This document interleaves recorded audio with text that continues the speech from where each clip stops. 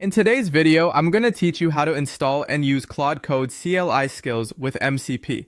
From setup to advanced prompts, we'll start by installing the Claude Code CLI. On Linux or macOS, open your terminal and run curl fsslsl https was claude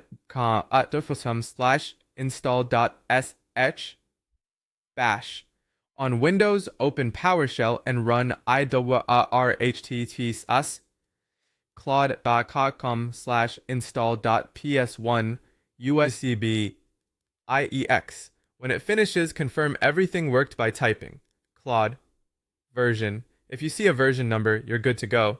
Next, sign in or configure an API key. To sign in, run Claude login, then follow the on-screen verification prompts. If you prefer using an API key, set the Claude API key environment variable for your operating system using the standard export method on Linux or macOS or sex on Windows. Keep your key private and avoid sharing terminals or recording screens when you set it. Create or open a project folder so your work stays organized. For example, run mkdir Oz Claude Skills project, then cd into it and open it in your editor with code. Keep a clean structure, especially if you'll use multiple files, as skills can reference and coordinate across them. Initialize MCP so Claude can maintain context across your files. Run Claude MCP init.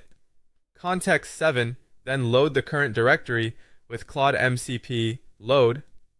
Using context 7 helps Claude remember and reason about the entire project, which leads to more consistent results on multi-file tasks.